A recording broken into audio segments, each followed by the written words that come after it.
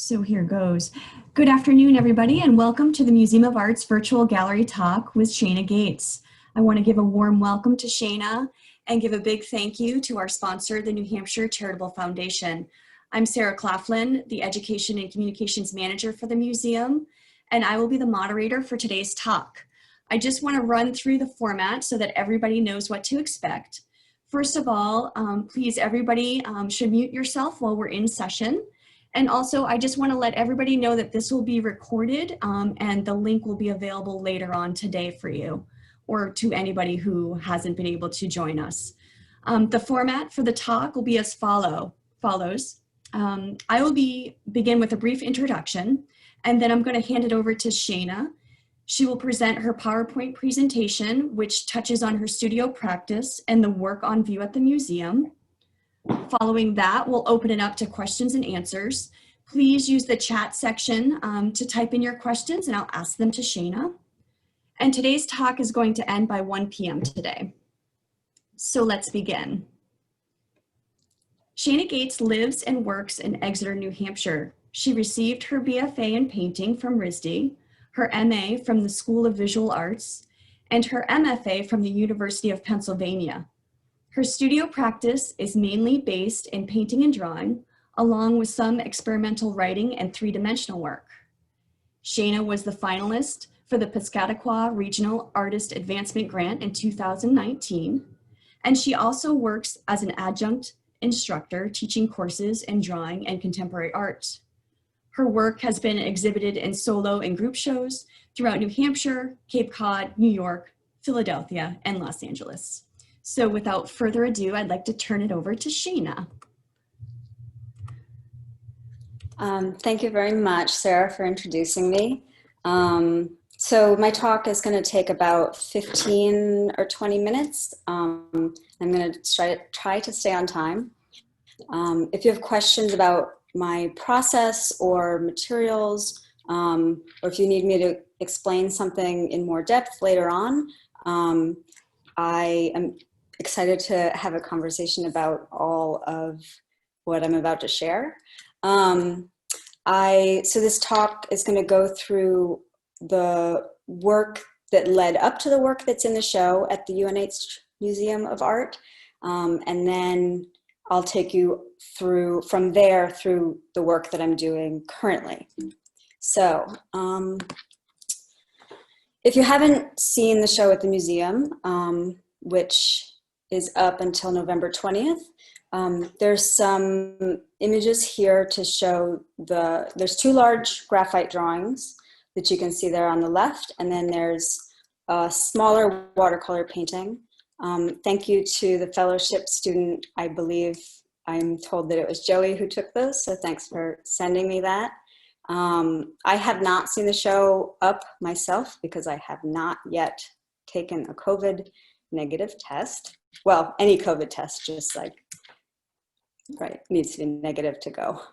And then two close-ups of those two drawings installed. You can see the size there, they're fairly large, 50 inches high by 38 inches wide. I'll talk more about those in a minute.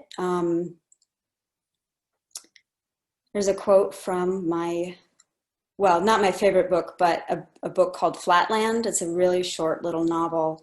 If you haven't read it or aren't familiar with it, it's written in novel form. It's sort of about math and dimensionality, but this quote kind of sums up the types of, sort of the ethos of what I think about in the studio.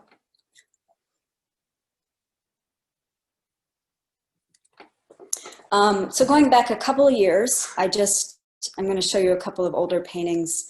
This is oil on canvas. It's 50 inches wide.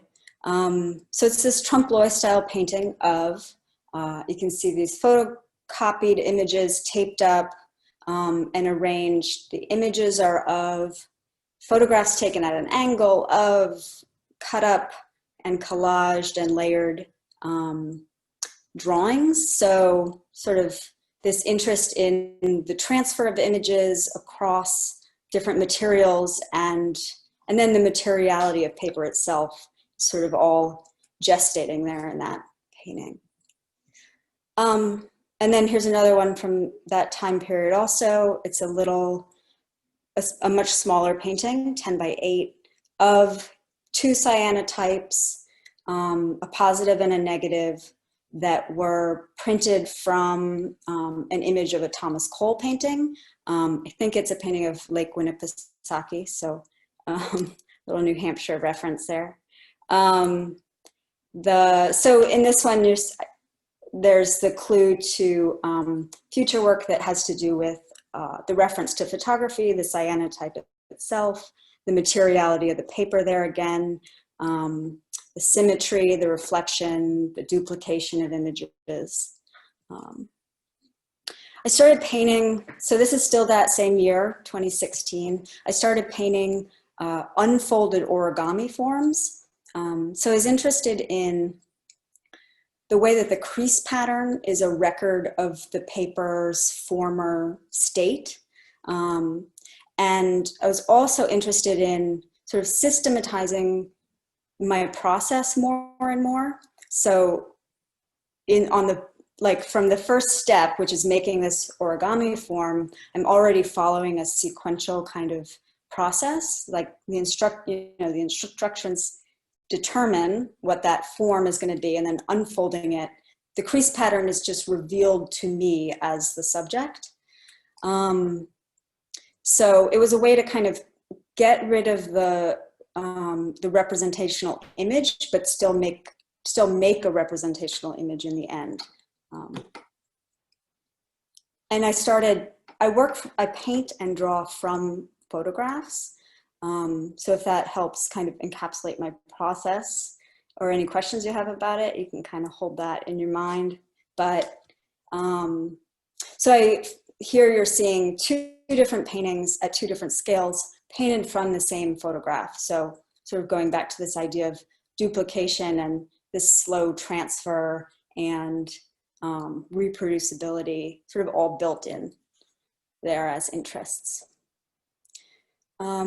Around that time, a friend of mine came to my studio with her kids, and I gave the kids some origami paper to play with and try to figure out. So they started to fold, one or two folds, and then just kind of crumpled it. I don't know if it's impulsively or out of frustration, but when they left, I opened it up, and it reveals this instant symmetry black and have like lines going across in a chaotic kind of, in an otherwise chaotic gesture. Can people still hear me? Excuse me, Jay, could you mute yourself, please? Thank you. So I really liked that, once I opened it up, as simple as that little form is, it's like it's like an instant textural Rorschach.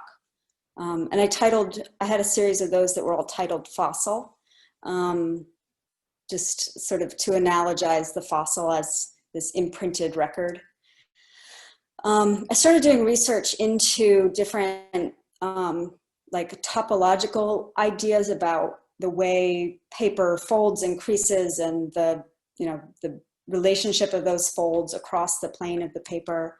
And I came across Eric Demaine's fold and cut theorem, where he explains that any polygon can be created by a certain crease pattern and a certain straight line across that crease pattern, cutting a certain straight line across that crease pattern. When you open it up, you could pre-design any polygon. And so it's like an over-engineered snowflake.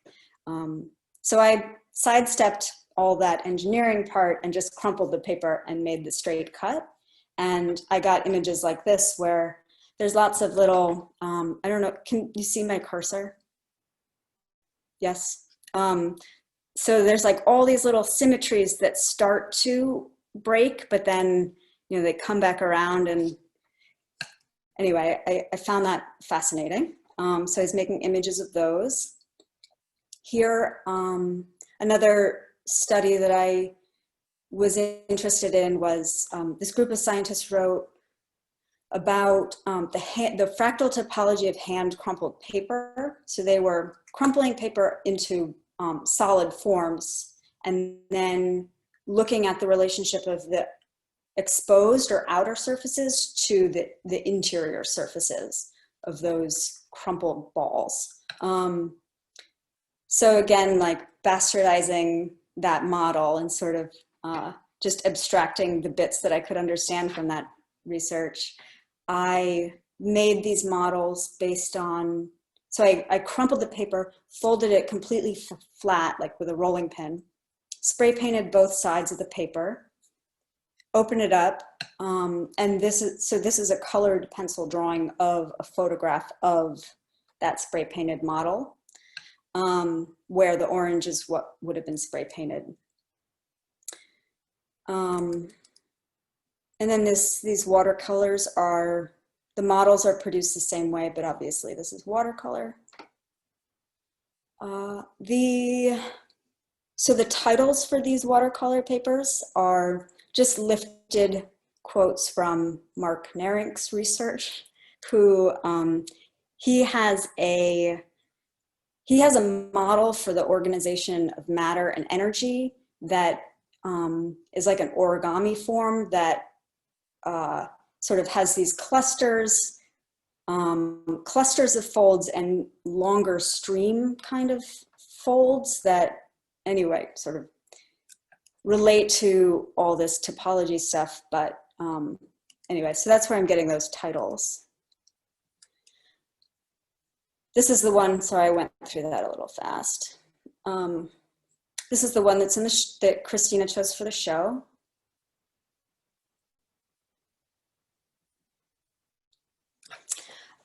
At the time that I was making those watercolor fractal topology paintings, Kelly Stelling Contemporary invited me to design and paint this mural on a building in Manchester.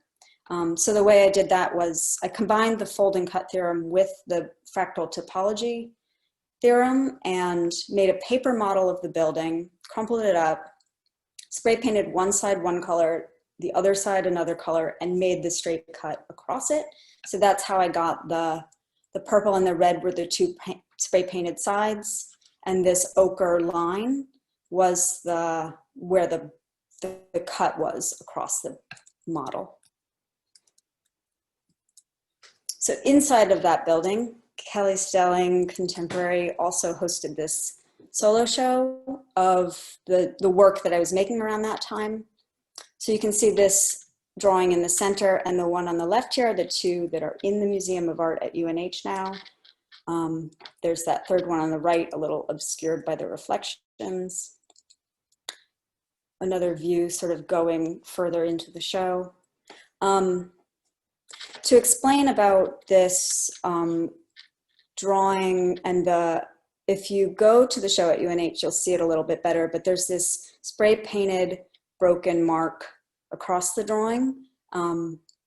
So for that, when I made the model for this, I crumpled up the paper, and instead of cutting it or spray painting the whole side, I just made a single line across it. So when I open it up, that line got spread out. So then on the final drawing, which I did from the photograph, I re-spray painted that line, or spray painted it in the first place.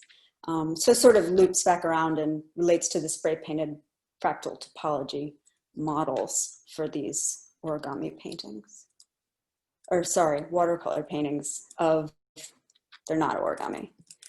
More views of that show, just to give a sense of the body of work from that time.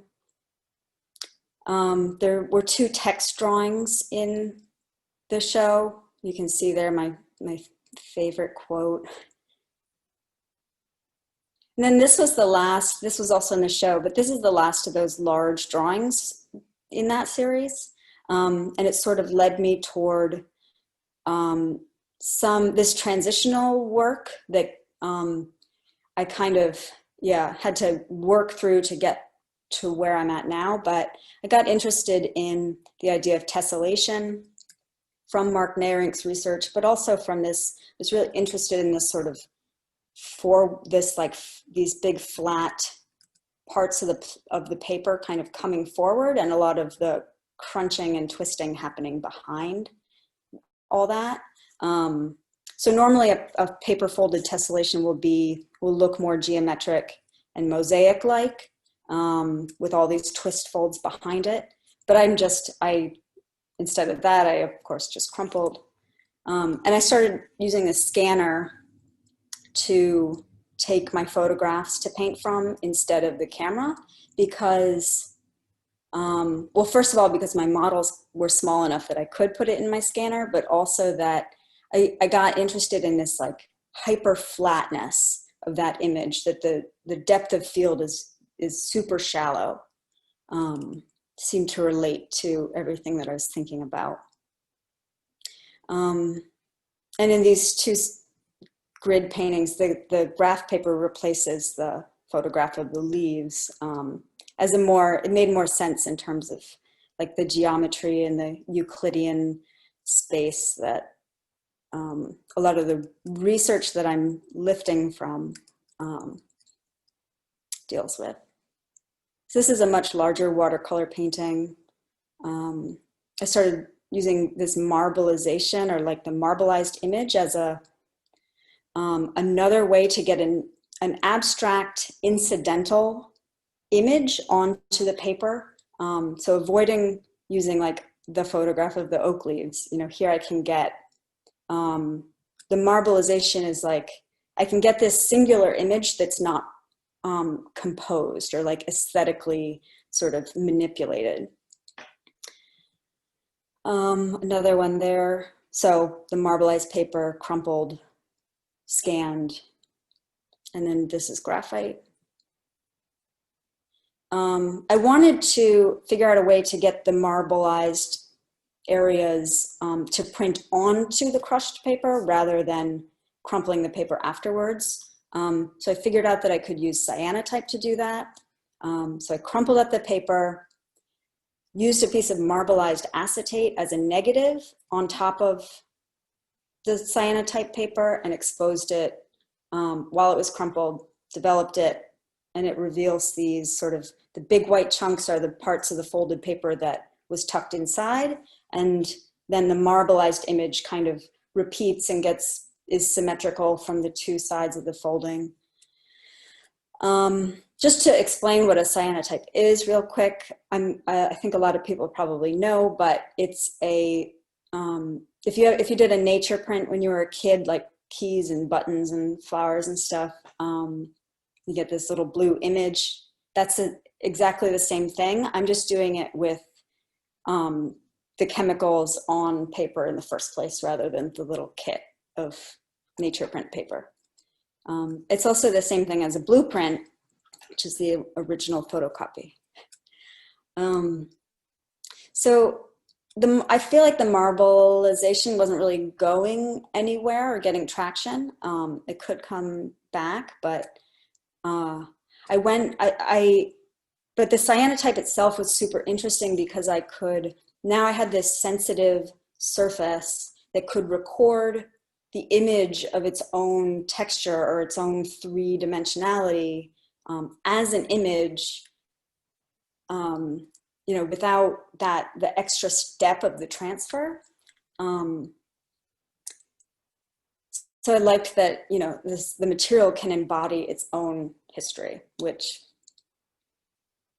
yeah. So I went back to the folding in half and then the crumpling, which you saw in that earlier oil painting.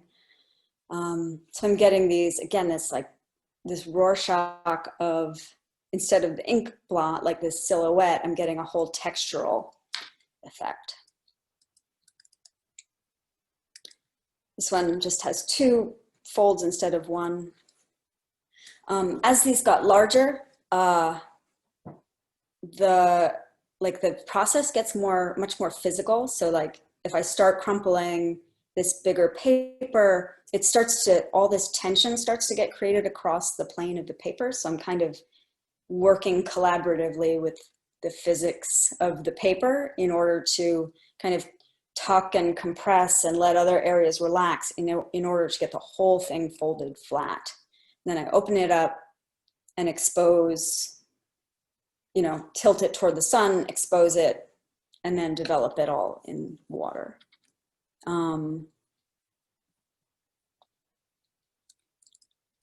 just, yeah, some tests and paper, trying all different papers to try to get the right combination of paper that is thin enough to be able to be like manipulated and crumpled, but also strong enough to withstand this water bath. So I built this big developing tray that the corners and the walls of the tray come apart, so I can make it as big or as small as I want. And then I have this PVC frame with the fiberglass screen stretched across it, so I can lift the print out of the water without it ripping. Like, if you can imagine taking a giant sheet of paper that's wet and pulling it out by the edge, it rips. So here's that same one, bigger, and it's also the same one that's behind me here. I have probably 10 or 12 of these super large ones and maybe 100 smaller ones. That doesn't mean that they're all like pleasing to me, but I am finding that when people come to my studio, the ones that are my favorite, which are these three, other people are drawn to the ones that are sort of last on my list. I'm checking the time here, so I'm going to start to go a little faster.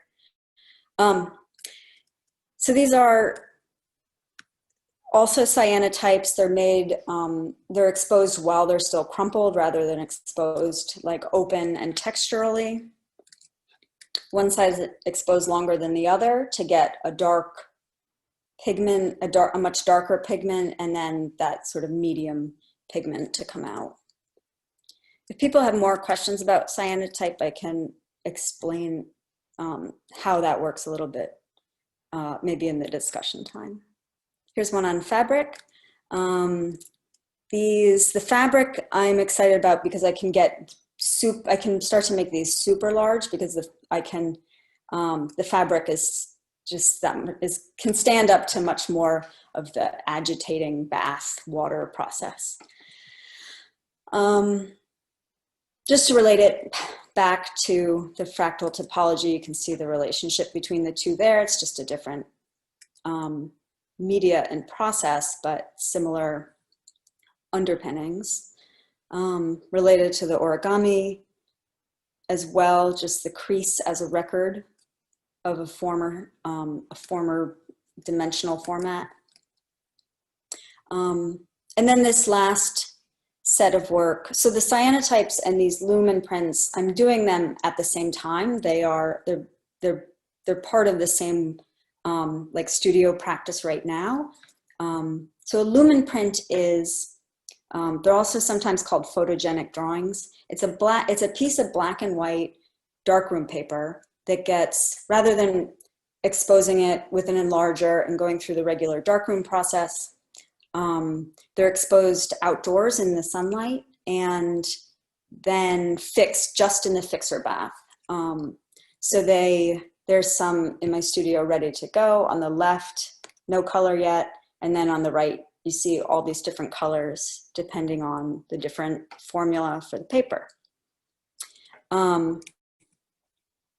And so then they go in the fixer bath. The colors get sort of bleached and muted, but they are, a record of that exposure. These take a lot longer than the cyanotypes. They are exposed for hours on one side and days on the other side when I flip them over. These two are the same type of paper. One was exposed on a series of much more hot and humid days. Those of you in New England may recall.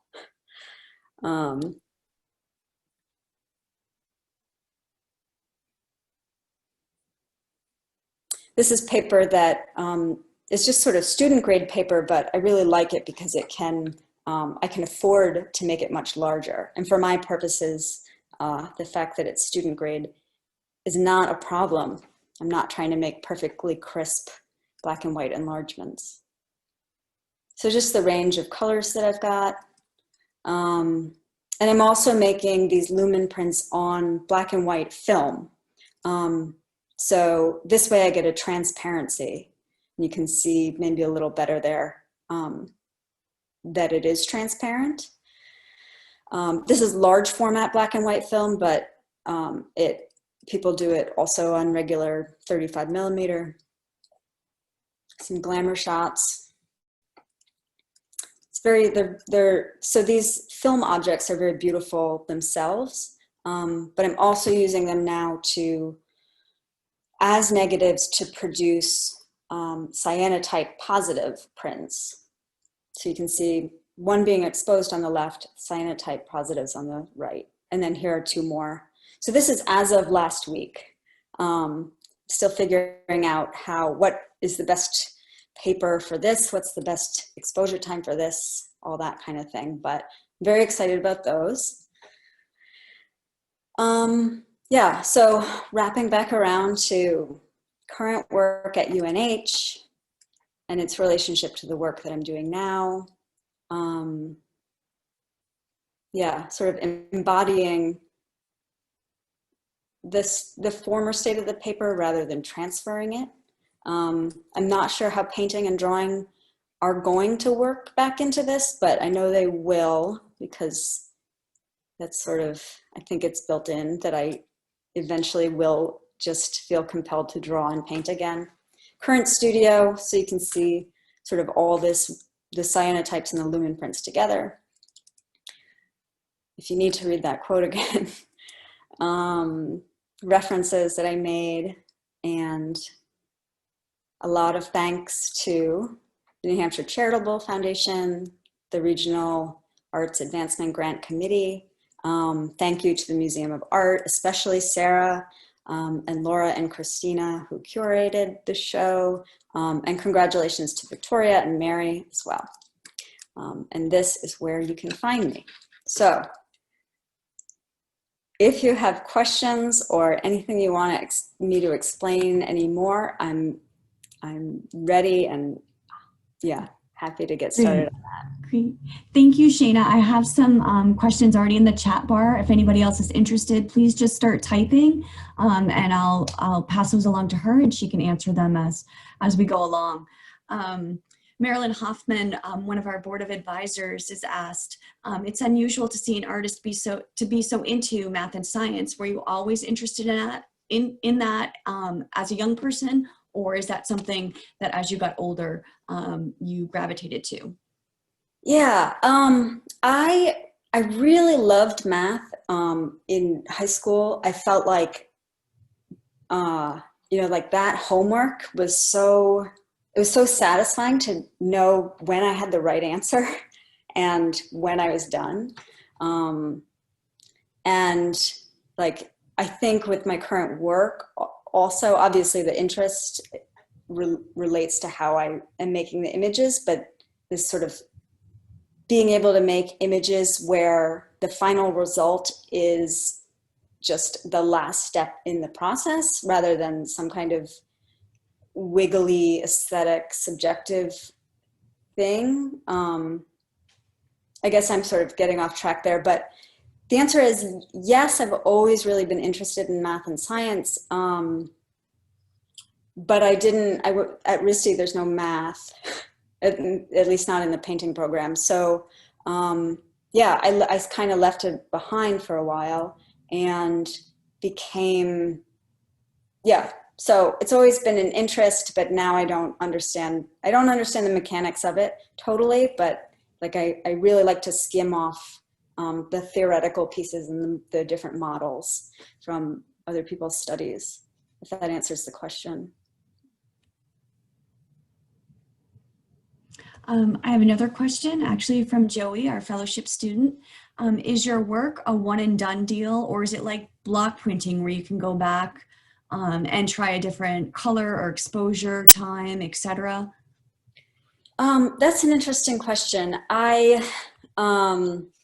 With the cyanotype, with the like this one, the crumpled, more topographical ones. At first, I was trying to guess.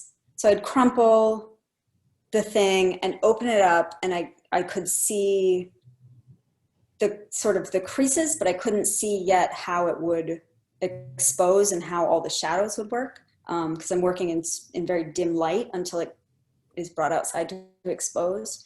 And I try to predict or say like, nah, I know too many vertical creases or something, and refold it and recrumple it. And I realized that that was A, messing with my parameters of the flat folding, and B, like I still was getting good or bad results like that I wasn't predicting. So so your words were one and done deal. I like the one and done, like I was saying before with my answer about the math question, like the end product being a result of a systematic process makes me just like an excited like medium to the end, rather than fiddling with it or fixing it because something is not quite right. And I guess like where some subjectivity is still coming in is like which ones are my favorite, and so therefore which ones am I showing you here, or like keeping at the front of the pile for other people to see. But all of these are done when they are developed. Okay, we have another question. This person would like you to talk about how you choose your scale. The paintings tend to be smaller and the drawings are very large. Just curious if there's an intention there. So those drawings, those super large drawings, they're large for a couple of reasons. One is that I had this sense that if I was going to start to draw instead of painting, like to make it just as serious, it would have to be large, which I realize is not true, but it just was my own hang up. But then as soon as I did start making them large, I really liked that I could just come into the studio and keep working on it for weeks. And I knew what the work to do was, and I just had to sit down and do it. So similar to this like sequential process now, like I know what the process is, I just have to do it. So having this long-term, very tedious drawing because it's so big, is part of the reason I continued to make them that large. And then the paintings were a certain scale at that time because I wanted to be able to sit down and make a painting in a single session, so that I could have the daily, like you saw that I was repeating the same painting of the same origami figure, like so that the project is I come into the studio and I make that painting every day. My attention span didn't last quite as long as like Encore's date painting project, if people are familiar with that, but that was sort of my influence. Okay, so Katrina has a couple of great questions. She asks if you find yourself continuously planning or pre-planning your work. Is your process spur of the moment, or is it dependent on the media that you're using? I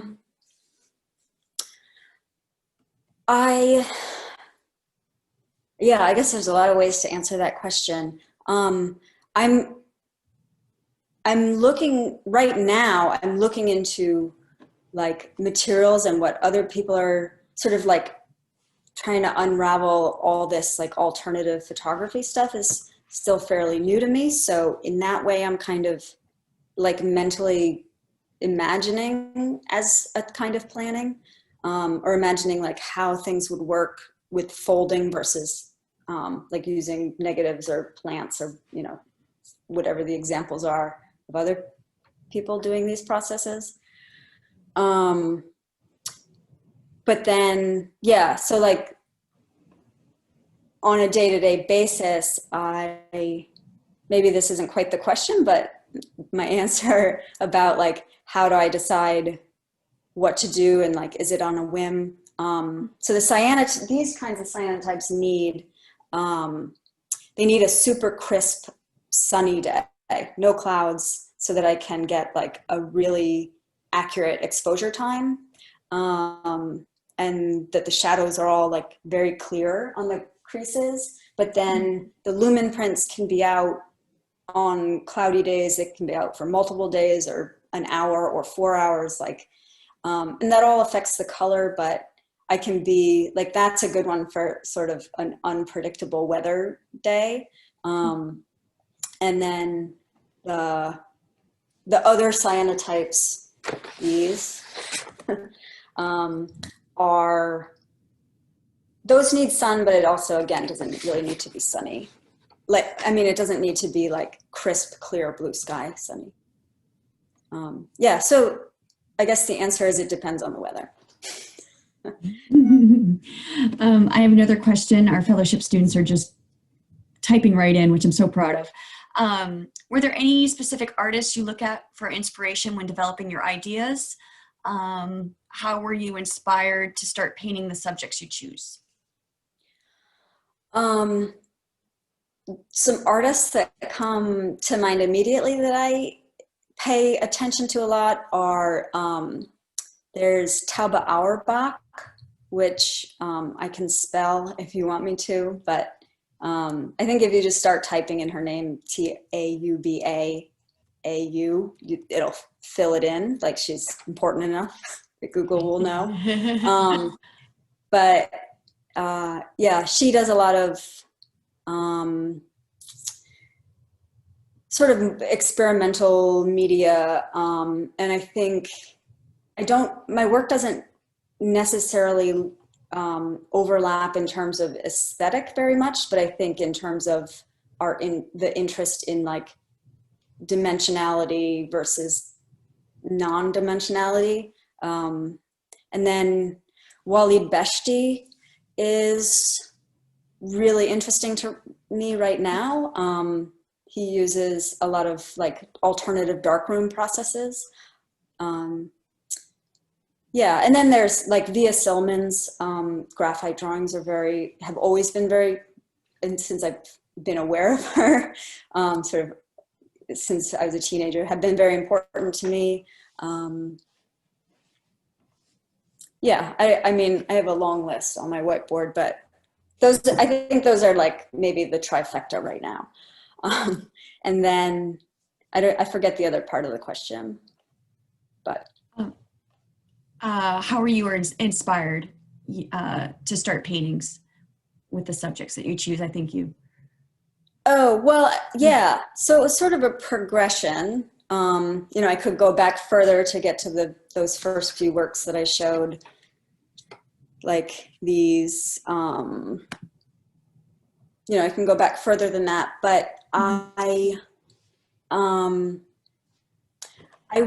got there because I was really, I was kind of stuck while I was in graduate school, like was trying different things and getting so much feedback that it, you know, it just started to be a little bit, yeah, I was overwhelmed and had so much going on, and my studio is constantly a mess. And so I just started painting these little scraps of nonsense. And then I started to like choose and arrange those scraps and sort of invent the scraps.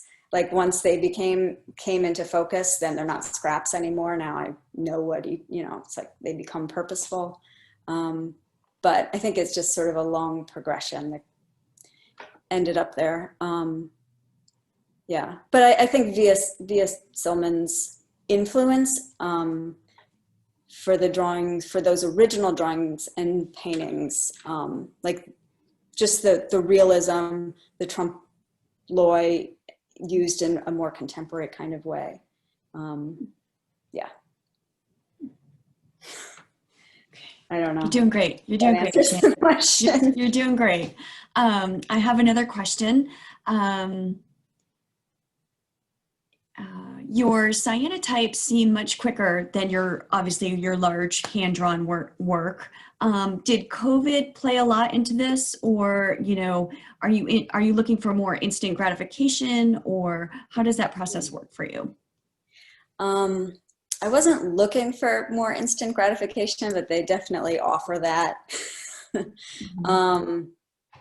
I have been.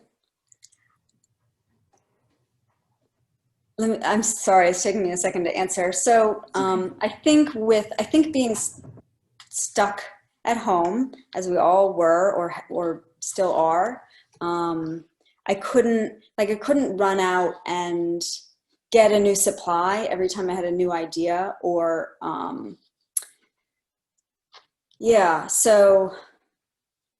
guess I'm sort of coming into that answer from the back end, but I have been able to be much more productive, much more quickly, because I can't just make an excuse to run an errand anytime I get a little bit like, nah, I don't know how my drawing's going. So that might have played a part in that this sort of more like production-based work. So I have 8 hours, so I can stick with it. Whereas the drawing, I guess with the drawing, I can do a little bit and walk away and do a little bit and walk away. But the production line for these, especially the larger cyanotypes, is sensitize the paper, sort of keep an eye on it, get it covered up, keep it in the dark, do the crumpling, expose it, put together the tray, develop it. It's a whole, it demands in the short term, it demands a longer focus time, which I had, during COVID. Christina, she's asking, what drives your curiosity most? New technological processes, mathematical theory, or the end results?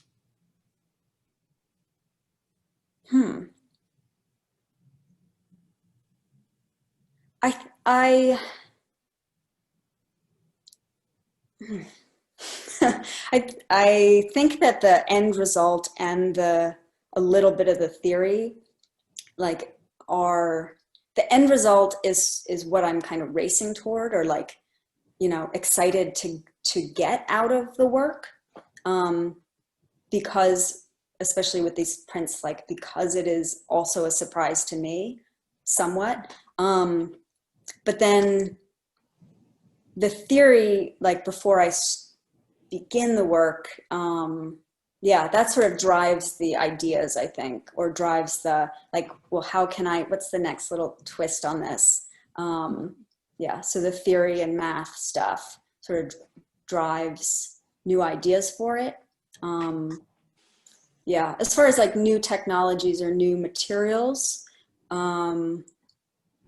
right now they're very fun and exciting, and I think, but I do miss the drawing. So I don't know how much the newness of the material or mechanics of the material are what is driving the work, but the theory and the end product. Okay. All right, I think I have time for maybe 1 or 2 more questions. I have a question from Lizzie.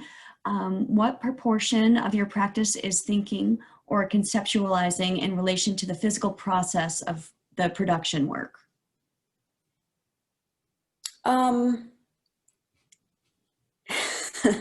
If I had to make a pie chart, it might be 50%. It might be half and half, because all the time that I'm not working and not engaged in other things, when I'm, getting ready to fall asleep, or when I'm taking a walk, it's sort of it's just constantly stewing, and I'm constantly kind of reviewing and trying to figure out different overlaps in ideas. So and then while I'm working, because it is such a systematized process, I can also be thinking about the theoretical stuff. So I think it's half and half. And I think we have time for one more. Brendan asks, as an object, do you place more or less value on your drawing paintings versus your cyanotypes? Well, the cyanotypes are newer. So right now, I suppose I'm just more interested in them. I don't know if that makes them more valuable. Yeah, they're newer, so right now they are the most exciting thing to me. And in fact, the Lumen prints are, while I'm working on all of these different processes at the same time, the Lumen prints are still the most mysterious to me. I feel like there's much more that I can figure out about what this can do, or how it can express my different interests in the manipulated surface and the record of that manipulated surface. Yeah, the images right now, I think they all look kind of similar, but I think I can get more range out of it. I just don't know how yet. I'm trying to stretch that out. Well, I think we're going to run out of time, Shaina. So I just wanted to thank you so much for spending time with us, answering the questions, and doing that beautiful presentation, explaining where you're coming from in your studio practice. I just want to let everybody know that this will be online. I'll send a link from our YouTube and I'll make it available. I'll send it to everybody through email. But I also wanted to announce that if you can come to the museum, you do have to have a negative COVID test. If you can't come to the museum, we have the exhibition online actually, and you can visit us through our website at UNH/MOA, and you can actually click on Impact and it'll take you to a page where you can actually walk through the actual exhibition. So if you can't get here, or it looks like Brian is in a tropical, beautiful place, so I don't know if he'll be able to get here. So you guys can do that, and that's actually live now. So please feel free to visit, but the show is up until November 20th. So, and I also want to invite you to our other gallery talk, which will be October 7th with Mary O'Malley, who is the second finalist to the grant. And so please visit our website and sign up for hers as well. So I hope everybody has a great day, and I appreciate your support. Thank you. Thanks, Shaina. Thank you. You.